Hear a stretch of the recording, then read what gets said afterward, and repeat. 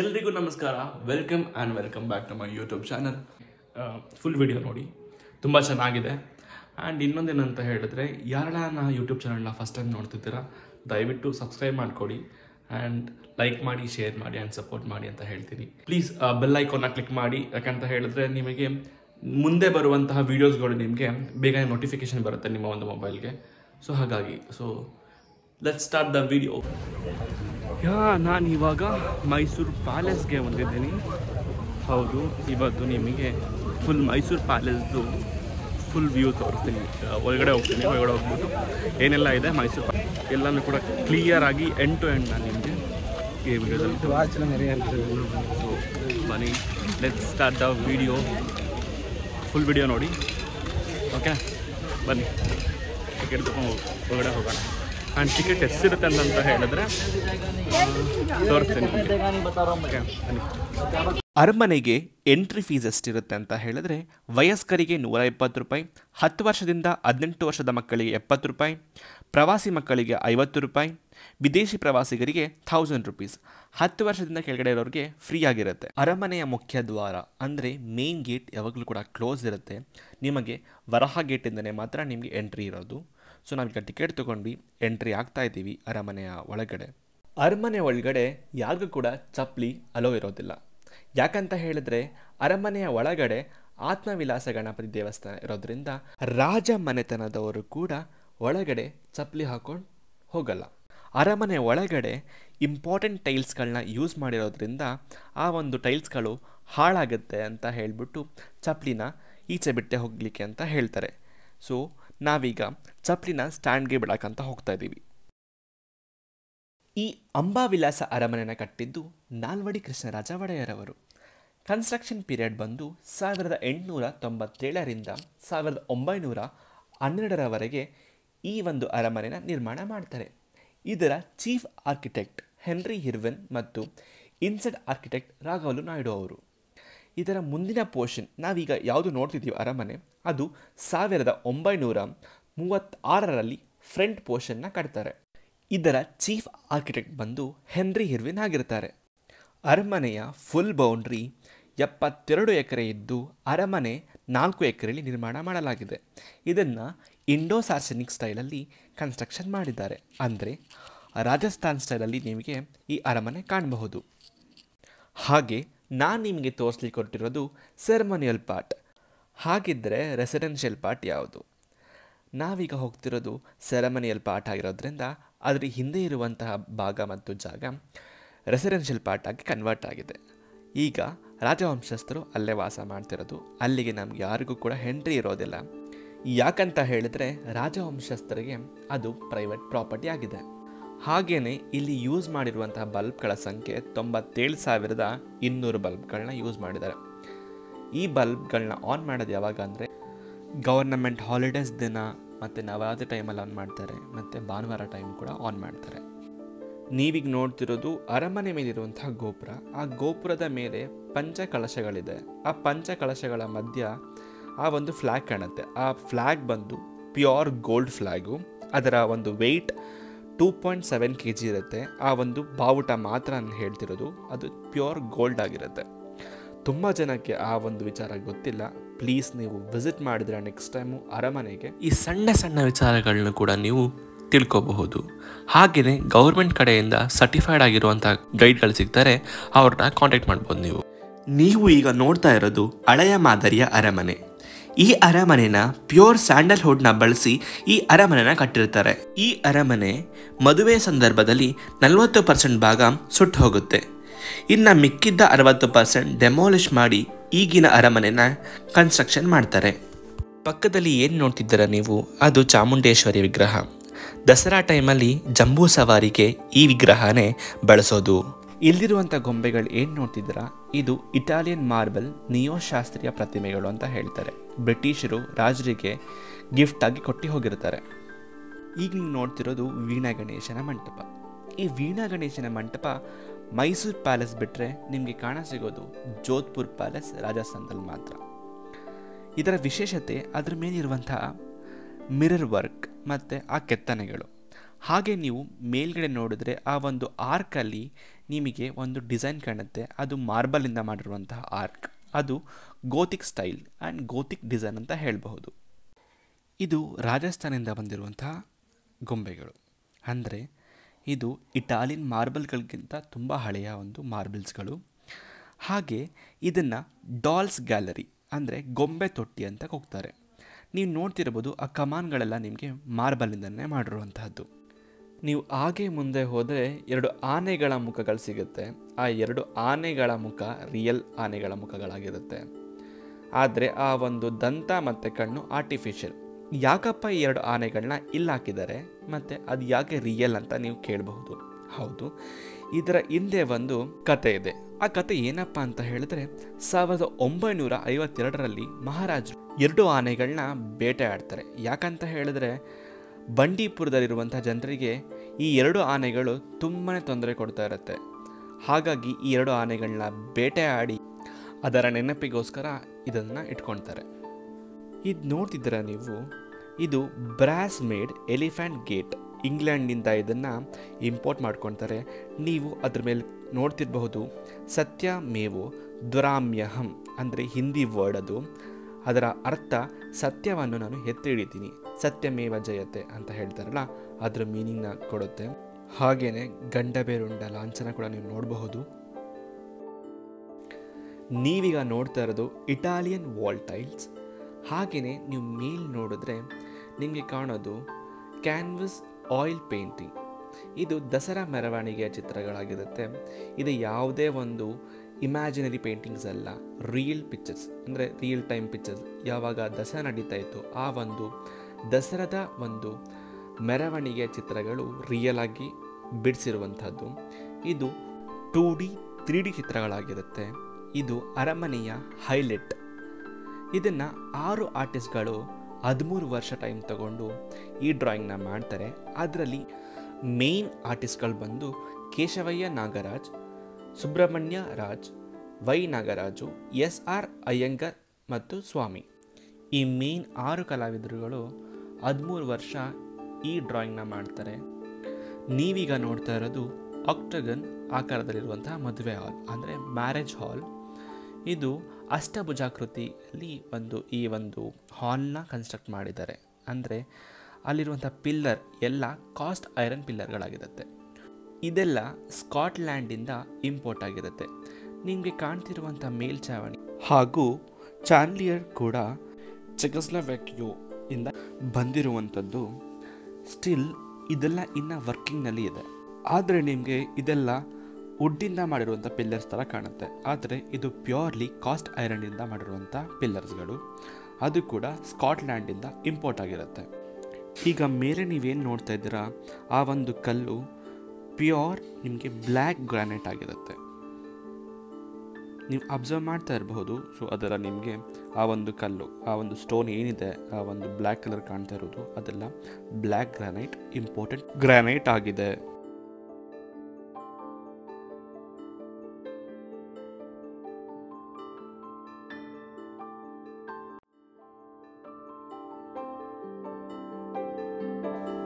ಇಲ್ಲಿ ನೀವು ನೋಡ್ತಿರುವಂತಹ tiles English tiles ಅಂತ ಹೇಳ್ತಾರೆ. ಹಾಗೂ ಈ ವಾಲ್ ಮೇಲೆ ಏನು ಕಾಣ್ತಿದೆ ನಿಮಗೆ ಅದು ವಾಲ್ ಟೈಲ್ಸ್ ಅಂತ ಹೇಳ್ತಾರೆ, ಇಟಾಲಿಯನ್ ವಾಲ್ ಟೈಲ್ಸ್ ಅಂತ. ಆ್ಯಂಡ್ ಈ ಒಂದು ಬಾಗಿಲುಗಳು ನಿಮಗೆ ಬರ್ಮಾ ಟೀಕ್ ವುಡ್ಡಿಂದ ಮಾಡಿರ್ತಾರೆ. ಸೊ ಬಾಗಿಲ ಮೇಲೆ ನೀವು ನೋಡ್ತಾ ಇದ್ದೀರಾ ಆಲ್ರೆಡಿ ಅದೆಲ್ಲ ಫುಲ್ ಪ್ಯೂರ್ ಟೀಕ್ ಆಗಿರುತ್ತೆ. ಅದಕ್ಕೆ ಇಯರ್ಲಿ ಒನ್ಸ್ ಕೆಮಿಕಲ್ ಟಚಪ್ ನಡೀತಾ ಇರುತ್ತೆ ಆ್ಯಂಡ್ ಪಾಲಿಶ್ ನಡೀತಾ ಇರುತ್ತೆ. ಆ್ಯಂಡ್ ನೀವು ಅಬ್ಸರ್ವ್ ಮಾಡ್ತಾ ಇರ್ಬೋದು ಬಾಗಿಲ ಮೇಲೆ ನಿಮಗೆ ಆ ಗಜಲಕ್ಷ್ಮಿ ಒಂದು ವಿಗ್ರಹ ಕಾಣ್ತಿರಬಹುದು. ಅದನ್ನು ಕೆತ್ತಿದ್ದು ಯಾರಂತ ಹೇಳಿದರೆ ನಮ್ಮ ಕರ್ನಾಟಕ ರಾಜ್ಯ ಶಿವಮೊಗ್ಗ ಜಿಲ್ಲೆ ಹೊಸಬಾಳೆ ಚೆನ್ನಯ್ಯನವರ ಕುಟುಂಬದವರು ಈ ಕೆತ್ತನೆ ಮತ್ತು ಈ ಬಾಗಿಲಿನ ವಿನ್ಯಾಸವನ್ನು ಮಾಡ್ತಾರೆ. ನೀವೀಗ ನೋಡ್ತಾ ಇರುವಂಥದ್ದು ಅರಮನೆಯಿಂದ ಹೊರಟಿರುವಂತಹ ದಸರಾ ಮೆರವಣಿಗೆಯ ಚಿತ್ರಗಳಾಗಿರುತ್ತೆ. ನೀವು ನೋಡ್ತಾ ಇರಬಹುದು ಎಲ್ಲ ವಿನ್ಯಾಸಗಳು ಒಂದಕ್ಕಿಂತ ಒಂದು ವಿಭಿನ್ನವಾಗಿರುವಂತಹ ವಿನ್ಯಾಸವನ್ನು ನಮ್ಮ ಅರಮನೆಯಲ್ಲಿ ನೋಡಬಹುದು.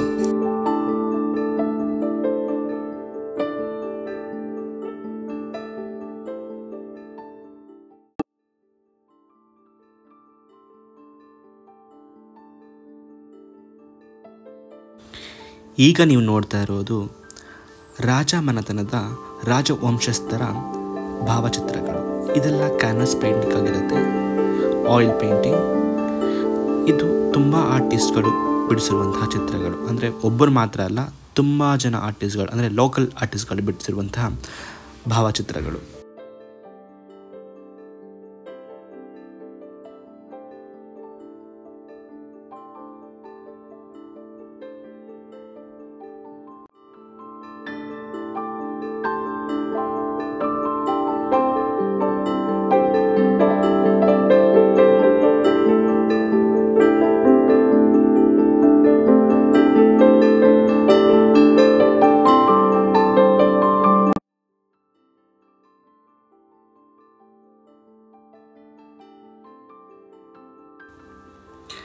ಇವರೇ ನೋಡಿ 24ನೇ ರಾಜ ಕೃಷ್ಣರಾಜ ಒಡೆಯರ್. ಈ ಅರಮನೆ ಕಟ್ಟಿದ್ದು ಇವರೇನೆ. ಈಗೇನು ನೋಡ್ತಾ ಇದ್ದೀವಿ ನಾವು ಈ ಅರಮನೆ, ಸೊ ಅದನ್ನು ಕಟ್ಟಿದ್ದು ಇವರೇ.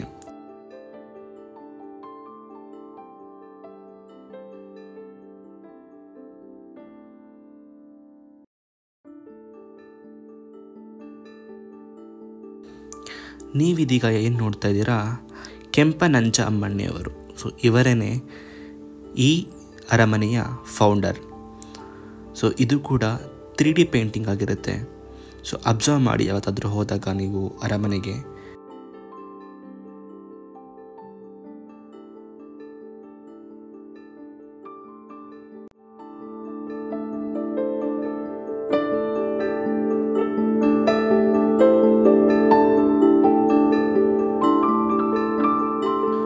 ಇವರು 24ನೇ ರಾಜ ಅವರ ಎಲ್ಡರ್ ಸಿಸ್ಟರ್ ಜಯಲಕ್ಷ್ಮಿ ಅಮ್ಮಣ್ಣಿಯವರು ಮತ್ತು ಅವರ ಮಗಳು.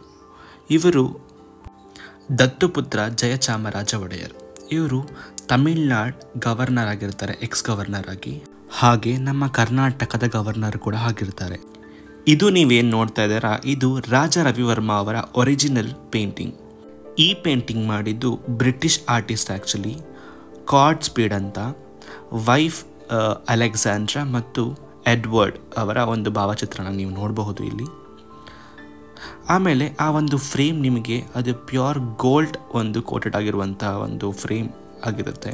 ಆ ಫ್ರೇಮ್ ಮೆಟೀರಿಯಲ್ ಬಂದ್ಬಿಟ್ಟು POP ಇಂದ ಮಾಡಿರುವಂಥ ಒಂದು ಫ್ರೇಮ್ ಅದು. ಆದರೆ ಅದರ ಮೇಲೆ ಚಿನ್ನದ ಅಂದರೆ ಗೋಲ್ಡ್ ಪೇಂಟಿಂಗ್ನ ಮಾಡಿರ್ತಾರೆ.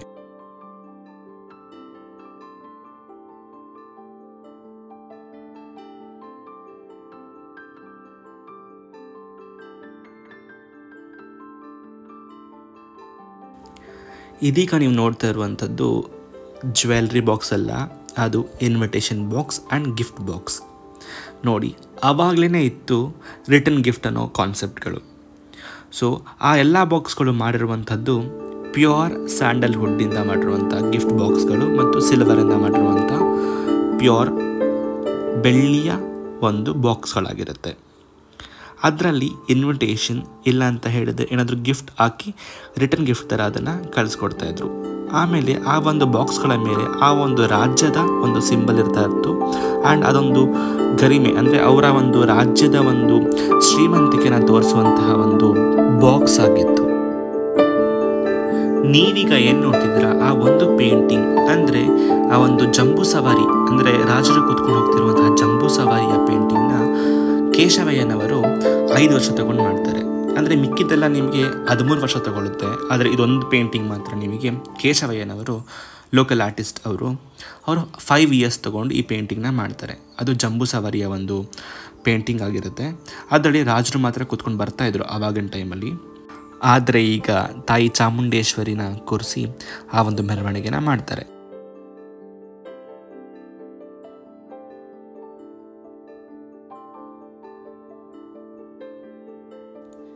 ಇದು ನೀವು ನೋಡ್ತಾ ಇರೋದು ರಾಜ ಪರಿವಾರದ ಮಹಿಳಾ ರಾಜ ಸಾರೋಟ್ ಮತ್ತು ಬೆಳ್ಳಿಯ ರಥ.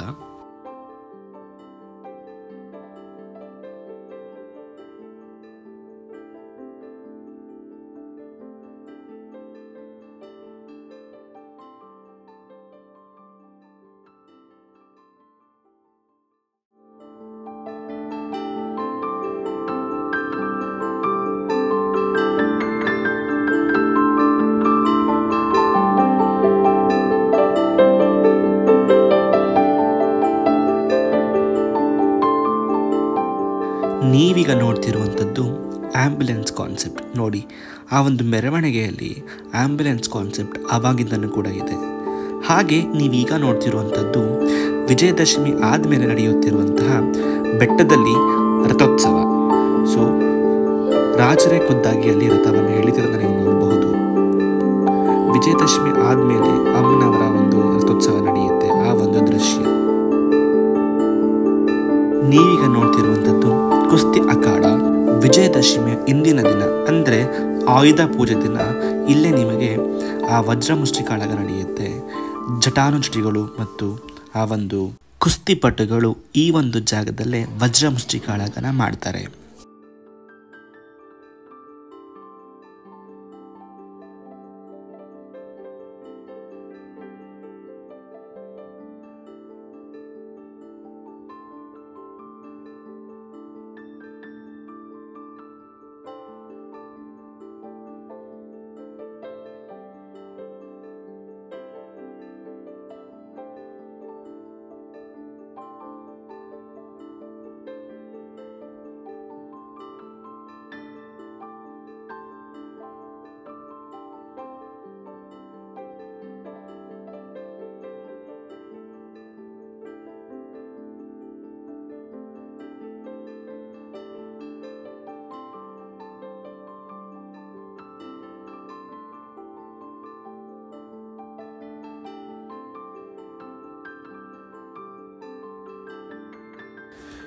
ಈ ಒಂದು ಜಾಗ ಮೊದಲು ಡ್ರೆಸ್ಸಿಂಗ್ ರೂಮ್ ಆಗಿತ್ತು, ಇವಾಗ ಚೇರ್ಸ್ನ ಇಟ್ಟಿದ್ದಾರೆ. ನೀವು ಇದನ್ನು ನೋಡ್ಬೋದು, ಇದೆಲ್ಲ ಪ್ಯೂರ್ ಟೀಕಿಂದ ಮಾಡಿರುವಂತಹ ಒಂದು ಸೀಲಿಂಗ್ ಆಗಿರುತ್ತೆ.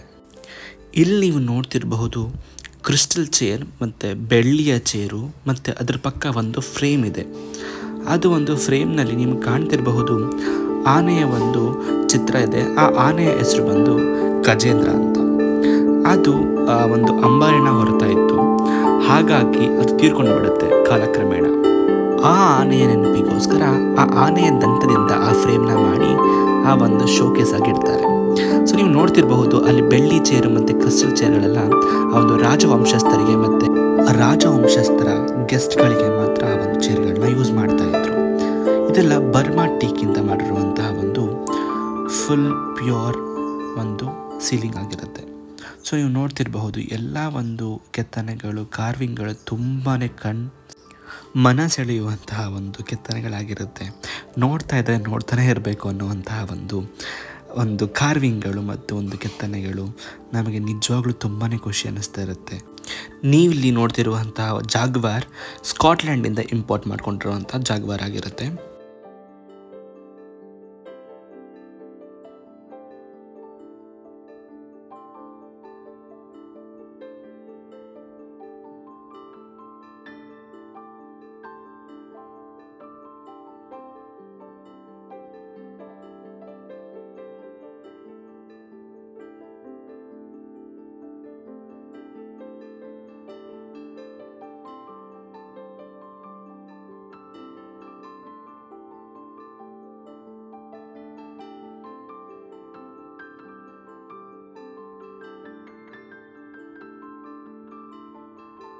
ನೀವೀಗ ನೋಡ್ತಿರುವಂಥದ್ದು ಕೇರಳದಿಂದ ಬಂದಿರುವಂಥ ಗಿಫ್ಟ್.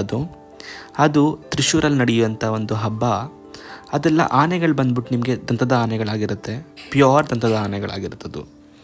ಹಾಗೆಯೇ ರಾಮ ಸೀತಾ ಲಕ್ಷ್ಮಣದ ವಿಗ್ರಹ ನೋಡ್ಬೋದು, ಇದು ಬಂದ್ಬಿಟ್ಟು ಮಲೇಷ್ಯಾದಿಂದ ಕೊಟ್ಟಿದ್ದು. ಹಾಗೆಯೇ ಇಲ್ಲಿ ಪ್ರತಿ ನವರಾತ್ರಿ ಟೈಮಲ್ಲೂ ಕೂಡ ಇಲ್ಲಿ ಗೊಂಬೆ ಪೂಜೆನ ಮಾಡ್ತಾರೆ.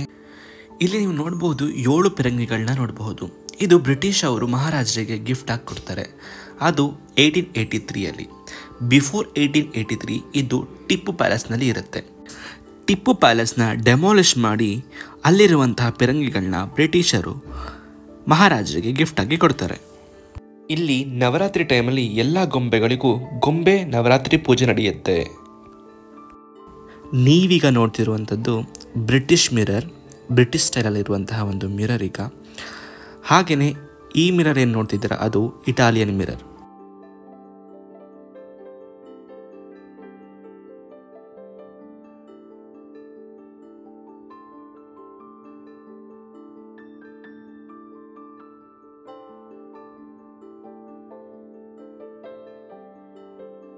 ನೀವೇನೀಗ ನೋಡ್ತಿದ್ದೀರಲ್ಲ ಅದೆಲ್ಲ ಕಾರ್ಪೆಟ್ ಕ್ಲಿಪ್ಗಳಾಗಿರುತ್ತೆ. ಹಾಗೆಯೇ ಇಲ್ಲಿ ಯೂಸ್ ಮಾಡಿರುವಂತಹ ಸ್ಟೋನ್ಗಳು ಮತ್ತು ಮಾರ್ಬಲ್ಗಳೆಲ್ಲ ಇಟಾಲಿಯನ್ ಮಾರ್ಬಲ್ ಮತ್ತು ರಾಜಸ್ಥಾನ್ ಮಾರ್ಬಲ್ ಆಗಿರುತ್ತೆ. ಹಾಗೆಯೇ ಲೋಕಲ್ ಸ್ಟೋನ್ಗಳನ್ನ ಕೂಡ ಇಲ್ಲಿ ಯೂಸ್ ಮಾಡಿದ್ದಾರೆ. ಇದೀಗ ನೀವು ನೋಡ್ತಿರುವಂತಹ ಮಿರರು ಬೆಲ್ಜಿಯಂ ಮಿರರ್. ಈ ಬೆಲ್ಜಿಯಂ ಮಿರರ್ನ ಏನಕ್ಕೆ ಇಲ್ಲಿ ಹಾಕಿದ್ದಾರೆ ಅಂತಂತ ಹೇಳಿದರೆ ಅದಕ್ಕೊಂದು ಕಾರಣ ಇದೆ. ಈಗ ಮಹಾರಾಜರು ಮನೆ ಒಳಗಡೆ ಓಡಾಡ್ತಾ ಇರ್ತಾರೆ. ಆ ಟೈಮಲ್ಲಿ ಶತ್ರುಗಳು ಬಂದ ತಕ್ಷಣ ನಮಗೆ ಗೊತ್ತಾಗಲ್ಲ, ಹಿಂದ್ಗಡೆನ ನಾವು ನೋಡಲಿಕ್ಕಾಗಲ್ಲ. ಯಾಕಂದರೆ ಯಾವಾಗಲೂ ಕೂಡ ಸೈನಿಕರು ನಮ್ಮ ಹಿಂದೆ ಇರೋದಿಲ್ಲ. ಹಾಗಾಗಿ ಅವರ ಒಂದು ಭಾವಚಿತ್ರನೂ ಮುಂದ್ಗಡೆ ಕಾಣ್ತಾ ಇರಬೇಕು. ಹಾಗೆಯೇ ಹಿಂದೆಗಡೆ ಯಾರಾದರೂ ಶತ್ರುಗಳು ಬಂದರೂ ಕೂಡ ಮಿರರಿಂದ ನೋಡಬಹುದು. ಹಾಗೆಯೇ ಸೆಲ್ಫ್ ಡಿಫೆನ್ಸ್ನ ಮಾಡ್ಕೋಬೋದು. ಸೊ ನೀವೇನು ನೋಡ್ತಿದ್ರೆ 2 ಮಿರರು ಕೂಡ ಆ 2 ಮಿರರ್ಗಳು ಮಿರರ್ಗಳಲ್ಲ, ಅದರ ಹಿಂದೆ ಡೋರ್ ಇರುತ್ತೆ. ಒಂದು ರಾಯಲ್ ರೆಸಿಡೆನ್ಷಿಯಲ್ ಒಂದು ಡೋರ್ ಆಗಿರುತ್ತೆ, ಇನ್ನೊಂದು ಸ್ಟ್ರಾಂಗ್ ರೂಮ್ ಆಗಿರುತ್ತೆ. ಸೊ ನಿಮಗೆ ಬರೀ ಆ ಮಿರರ್ ಮಾತ್ರ ಕಾಣ್ತಿರಬಹುದು, ಅದರ ಹಿಂದೆ ಇರುವಂತಹ ಒಂದು ಕಾರಣ ಮತ್ತು ರೀಸನ್ ಏನಿದೆ ಅಂತ ನಿಮಗೆ ಗೊತ್ತಿಲ್ಲ. ಎಷ್ಟು ಚಿಕ್ಕ ಚಿಕ್ಕ ವಸ್ತುಗಳ ಮುಂದೆ ಎಷ್ಟು ದೊಡ್ಡ ದೊಡ್ಡ ವಿಚಾರಗಳಿರುತ್ತೆ ಅಲ್ವಾ. ನಾವು ಮಿರರ್ ಮಾತ್ರ ನೋಡಿ ಹೋಗ್ತೀವಿ, ಅದರ ಹಿಂದೆ ಇರುವಂಥ ಎಷ್ಟೋ ದೊಡ್ಡ ವಿಚಾರಗಳನ್ನ ನಾವು ನೋಡೋದಿಲ್ಲ.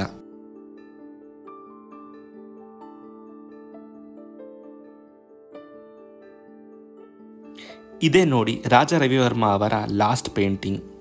ನಿಮಗೆ ಆಲ್ರೆಡಿ ಹೇಳಿದ್ದೆ, ನಮ್ಮ ಅರಮನೆಯಲ್ಲಿ 2 ಪೇಂಟಿಂಗ್ ಇದೆ ರಾಜಾ ರವಿವರ್ಮ ಅವರದು.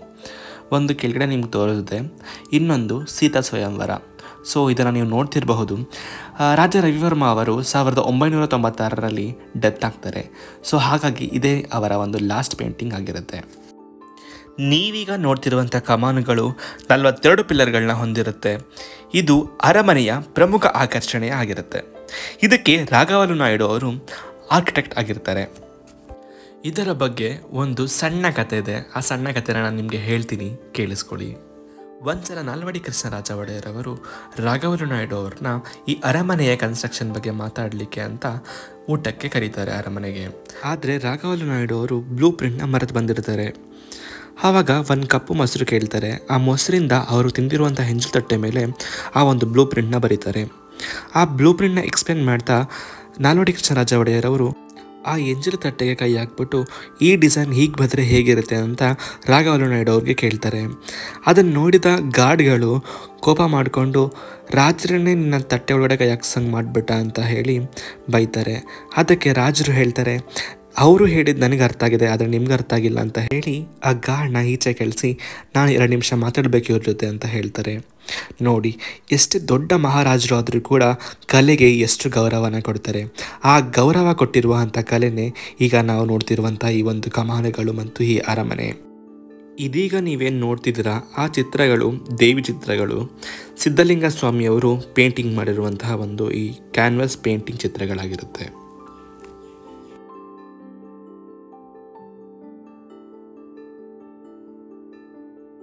ನೋಡಿ, ಆವಾಗಲೇ ಎಷ್ಟೆಲ್ಲ ಪ್ಲ್ಯಾನ್ಸ್ಗಳಿತ್ತು ವೆಂಟಿಲೇಷನ್ ಬಗ್ಗೆ, ಹಾಗೆ ಐಡಿಯಾಗಳಿತ್ತು ಅಂದ್ಬಿಟ್ಟು. ಸೌತ್ ಈಸ್ಟಿಂದ ಬರುವಂಥ ಗಾಳಿ ಈ ವೆಂಟಿಲೇಷನ್ಗೆ ಹೆಲ್ಪ್ ಮಾಡ್ತಾ ಇದೆ. ನೋಡಿ, ಬರೀ ಲಿಫ್ಟಿಗೆ ಮಾತ್ರ ಅಲ್ಲ, ವೆಂಟಿಲೇಷನ್ಗೂ ಕೂಡ ಈ ಒಂದು ಲಿಫ್ಟ್ನ ಯೂಸ್ ಮಾಡ್ಕೊಂಡಿದ್ದಾರೆ. ನೋಡಿ, ರಾಘವಲು ನಾಯ್ಡು ಅವರ ಪ್ಲಾನಿಂಗ್ ಎಷ್ಟು ಚೆನ್ನಾಗಿದೆ ಅಲ್ವಾ ಆವಾಗಿನ ಕಾಲದಲ್ಲೇ.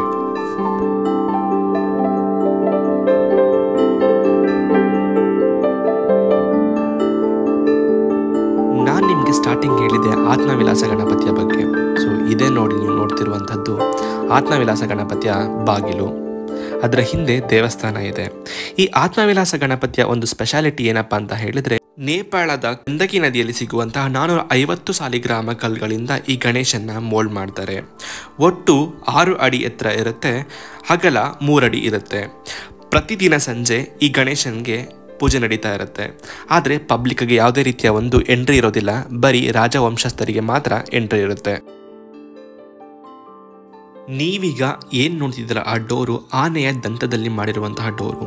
ಅಂದರೆ ಆ ಬಿಳಿಯ ಒಂದು ಪಾರ್ಟ್ ಏನು ನೋಡ್ತಿದ್ದೀರಾ, ಆ ಒಂದು ಬಿಳಿಯ ಪಾರ್ಟ್ ಆನೆಯ ದಂತದಿಂದ ಮಾಡಿರುವಂತಹ ಒಂದು ಬಾಗಿಲಾಗಿರುತ್ತೆ.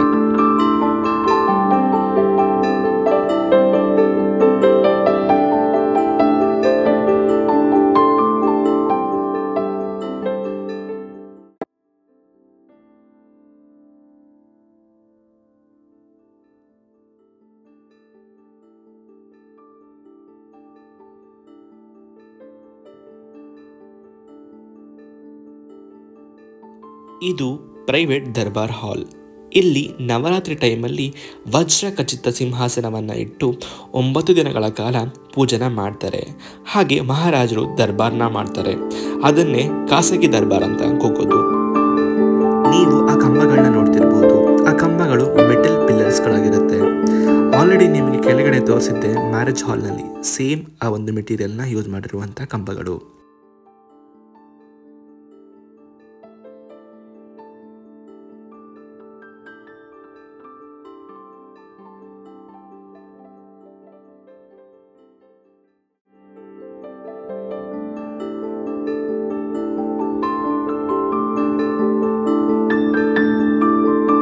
ನೀವು ನೋಡ್ತಾ ಇರೋದು 106 kg ಇರುವಂತಹ ಸಿಲ್ವರ್ ಡೋರ್.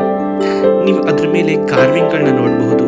ಅದರಲ್ಲಿ ಮೇಲುಗಡೆ ಬ್ರಹ್ಮ, ವಿಷ್ಣು, ಮಹೇಶ್ವರ ತ್ರಿಮೂರ್ತಿಗಳ ಒಂದು ಕೆತ್ತನೆಗಳಿರುತ್ತೆ. ಹಾಗೆಯೇ ಡೋರ್ ಮೇಲೆ ಈ ಒಂದು ಬಾಲಕೃಷ್ಣನ ಒಂದು ಲೀಲೆಗಳ ಒಂದು ಕಾರ್ವಿಂಗ್ಗಳ ನೋಡಬಹುದು. ದರ್ಬಾರ್ ಮಾಡುವಾಗ ಈ ಡೋರ್ ಓಪನ್ ಇರುತ್ತೆ. ಈ ಡೋರಿಂದನೇ ಮಹಾರಾಜರು ಎಂಟ್ರಿನ ತಗೊಳ್ಳೋದು.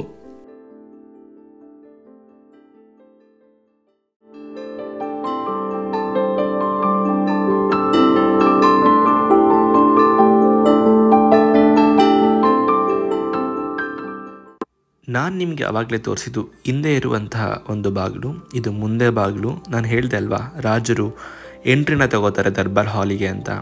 ಆ ಒಂದು ಡೋರ್ ಇದೆ. ಇದ್ರ ಮೇಲೆ ಕೂಡ ನೀವು ನೋಡಬಹುದು ದಶಾವತಾರದ ಕೆತ್ತನೆಗಳನ್ನ.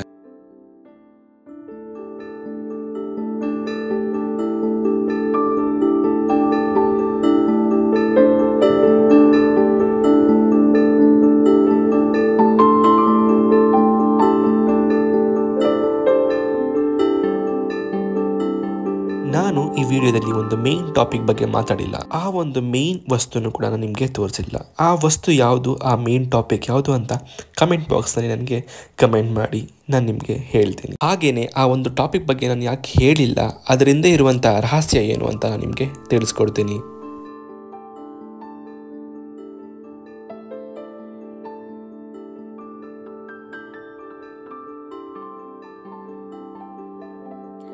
ನಿಮ್ಮೆಲ್ಲರಿಗೂ ನಮ್ಮ ಮೈಸೂರು ಅರಮನೆಯ ಬಗ್ಗೆ ತಿಳಿಸಿಕೊಡುವ ಒಂದು ಸಣ್ಣ ಪ್ರಯತ್ನ ನಾನು ಮಾಡಿದ್ದೀನಿ. ನಿಮ್ಮೆಲ್ಲರಿಗೂ ಈ ವಿಡಿಯೋ ಇಷ್ಟ ಆಗಿದೆ ಅಂತ ನಾನು ಭಾವಿಸ್ತೀನಿ. ಯಾರೆಲ್ಲರಿಗೂ ನನ್ನ ವಿಡಿಯೋ ಇಷ್ಟ ಆಗಿದೆ ಒಂದು ಸಬ್ಸ್ಕ್ರೈಬ್ನ ಮಾಡ್ಕೊಳ್ಳಿ. ತುಂಬ ಇಷ್ಟ ಆಗಿರೋರು ಒಂದು ಶೇರ್ನ ಮಾಡಿ. ನೆಕ್ಸ್ಟ್ ವಿಡಿಯೋದಲ್ಲಿ ಸಿಗೋಣ. ಅಲ್ಲಿ ತನಕ ಸ್ಟೇ ಟ್ಯೂನ್, ಟೇಕ್ ಕೇರ್, ಬಾಯ್.